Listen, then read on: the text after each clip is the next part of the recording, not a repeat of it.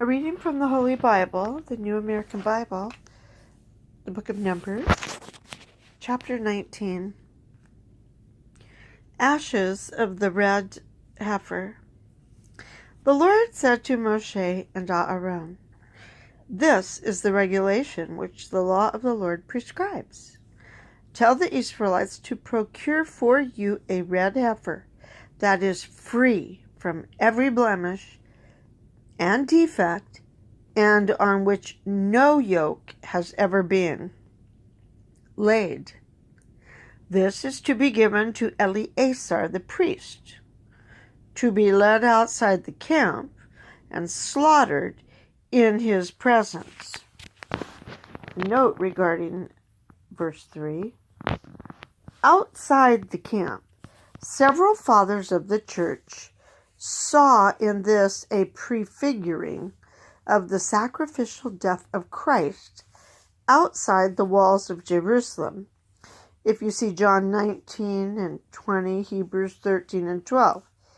In the purifying water into which the ashes of the red heifer were put, they saw a type of the water of baptism. Back to verse 4. Eleazar, the priest, shall take some of its blood on his finger and sprinkle it 7 times toward the front of the meeting tent. A note regarding toward the front of the meeting tent. Since the tabernacle faced the east, Exodus 26:15 through 30, the killing of the heifer took place east of the camp. In later times it was done on the Mount of Olives, east of the temple. Verse 5. Then the heifer shall be burned in his sight, with its hide and flesh, its blood and offal. And the priest shall take some cedar wood, hyssop, and scarlet yarn, and throw them into the fire in which the heifer is being burned. The priest shall then wash his garments and bathe his body in water. He remains unclean until the evening, and only afterward may he return to the camp. Likewise, he who burned the heifer shall wash his garments, bathe his body in water, and be unclean until evening. Finally, a man who is clean shall gather up the ashes of the heifer and deposit them in a clean place outside the camp. There they are to be kept for preparing lustral water for the Israelite community. The heifer is a sin offering. He who has gathered up the ashes of the heifer shall also wash his garments and be unclean until evening. This is a perpetual ordinance, both for the Israelites and for the aliens residing among them. Use of the ashes.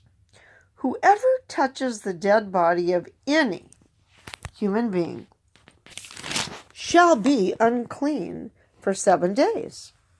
He shall purify himself with the water on the 3rd and the 7th day, and then he will be clean again.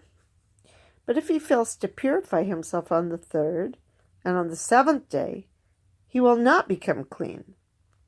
Everyone who fails to purify himself after touching the body of any deceased person defiles the dwelling of the Lord and shall be cut off from Israel. Since the lustral water has not been splashed over him, he remains unclean. His uncleanness still clings to him. This is the law. When a man dies in a tent, everyone who enters the tent, as well as everyone already in it, shall be unclean for 7 days. Likewise, every vessel that is open, or with its lid unfastened, shall be unclean. Moreover, everyone who in the open country touches a dead person, whether he was slain by the sword or died naturally, or who touches a human bone or a grave, shall be unclean for 7 days. For anyone who is thus unclean, ashes from the sin offering shall be put in a vessel, and spring water shall be poured on them. A note pertaining to chapter 19, verse 17. If, the sprinkled ashes of a heifer sanctify the unclean unto the cleansing of the flesh, how much more will the blood of Christ cleanse your conscience from dead works?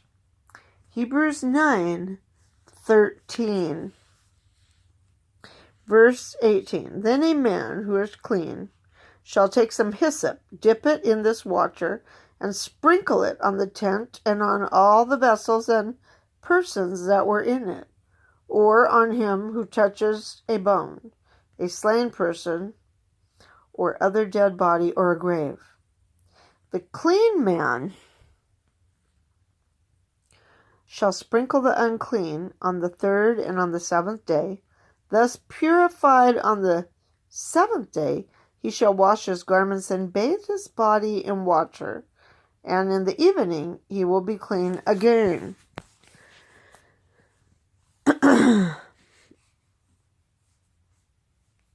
Any unclean man who fails to have himself purified shall be cut off from the community, because he defiles the sanctuary of the Lord.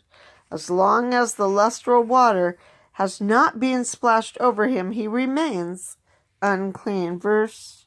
Chapter 19, verse 20.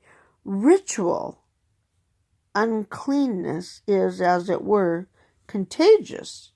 So also sacredness. And you can see the note on Numbers 17, verse 3. Okay, chapter 19, verse 21. This shall be a perpetual ordinance for you. One who sprinkles the lustral water shall wash his garments, and anyone who comes in contact with this water shall be unclean until evening. Moreover, whatever the unclean person touches becomes unclean itself, and anyone who touches it becomes unclean until evening. The word of the Lord. Thanks be to God.